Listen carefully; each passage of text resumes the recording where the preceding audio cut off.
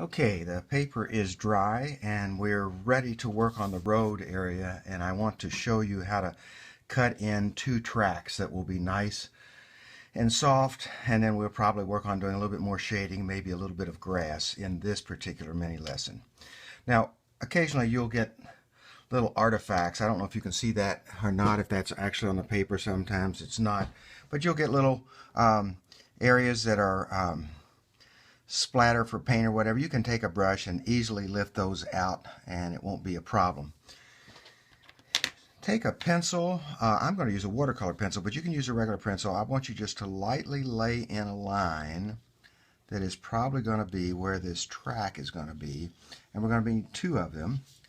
So they'll be starting off close together up there, but as we come toward the front, they will, and I may change.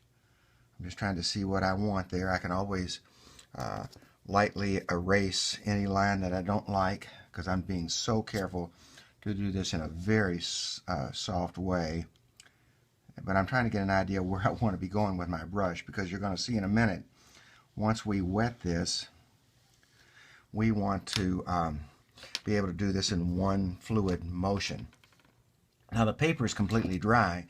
The only thing I'm going to wet this time is the road. And I want to be careful to keep my edges so that the paint doesn't flow off in the direction I don't want it to. Actually, I'm only interested in making sure I've got the area of the road wet near these lines that I've created for the road track, as if a car or a wagon has come by. I'm going to take clear water and I'm going to carefully, without scrubbing, on those lines, because I don't want to erase them yet. And I'm going to make sure that this whole road is moist without going over any of the painted areas on the side of the road. I just want this to be nice and moist. All right. And as you can, and you're learning by now, you put water on dry paper, it doesn't take long for it to soak up initially. So sometimes you find you have to put a little bit more water in there. Now, while that's nice and moist, I'm going to take some of our blue, but I want to make a nice puddle of soft blue, and I want to have enough to be able to use with my painting. And I'm using the number 4. It has a nice pointed tip. Now I want you to see what I'm going to do. I'm going to follow this line in one continuous stroke. Got off a little bit there. I can clean that up, but I'm trying not to do what I'm doing right now, and that's go through too many brush strokes. I'll work on that area. In fact, let's do that right now. I'm going to clean that up. I want to lift out this wet area. So I wet my brush carefully, clean it, wet it. After it's wet, then I dry it on a towel, and I can brush it back out. But you see how that paint is already starting to flow around that past that line that I created. As long as I follow in that line, I can go back over it. And because we know now the way wet into wet works, I see I got a little bit out there. Dry my brush, clean it up. I dry it, just wipe it on a towel, wipe it on a Kleenex. And now we're getting this nice soft line in there that looks like tracks in the snow, but there's no hard edges. So that really works well. I'm going to wet this again right along here. Up into the snow a little bit. I'm just using plain water because I want to make this area just a little bit darker, especially as I get down here.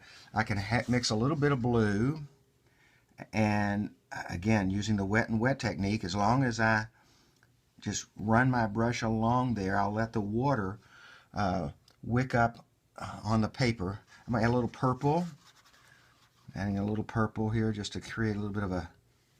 Now the reason I'm making this so dark is that this is not in that sunlight, and we're going to put some grass and material there, and I want you to be able to see that through this darker shadow area.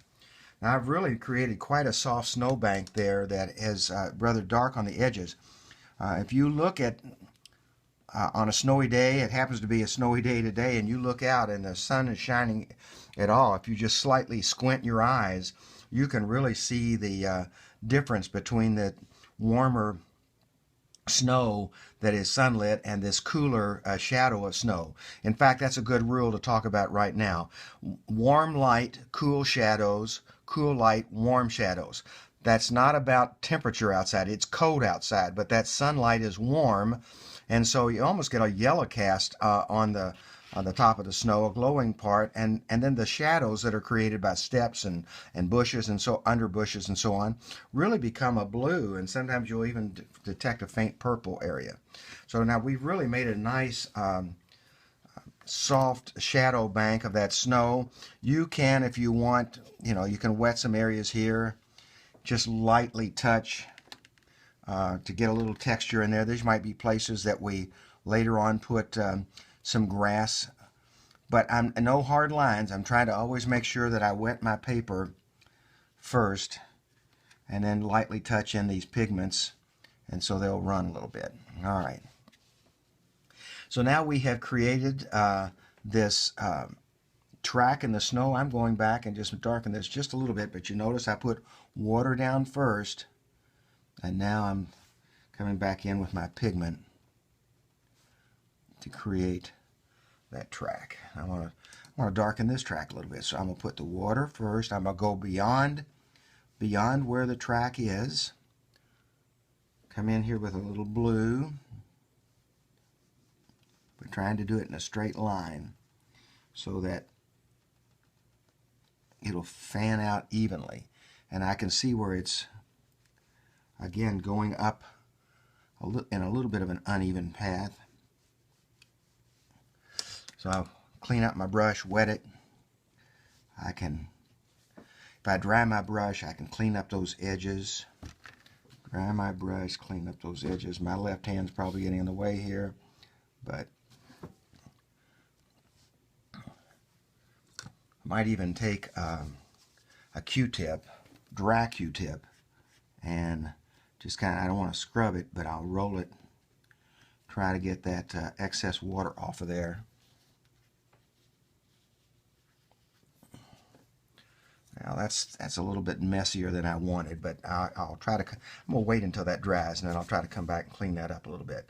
I got a little bit too much water spread out here, and let me see if I can, one more little thing I can do here. Let me see. With this, the faintest line, and then let it run. Maybe what I'll do is I'll let it run wherever it's going to go and come back in with my flat brush and straighten up the line a little bit. Okay. The last thing I think we can do is to take this particular brush, and now you'll do this to taste, but I wet my brush, I'm dipping it in some brown pigment, and I want to get the pigment just right on the brush so that I can make these little grassy lines. Maybe I'm going to add just a touch of green to that. Let me get a little bit more green on the brush here. All right. But use this. Use a blank piece of paper, and maybe you're starting over on your painting, and you can cut that other paper up into some little squares. I want to make some grass strokes down here now into this corner, and you can see how I'm just sort of stamping that in. I hope that's showing up on the painting. I'll make sure I do some sections here right up on the where the fence post is going to be. You see, I'm beginning to create this illusion of grass, and notice I'm doing it in a way that is leaving big gaps because the tips of the grass are showing up, but the snow is still filling in lower areas.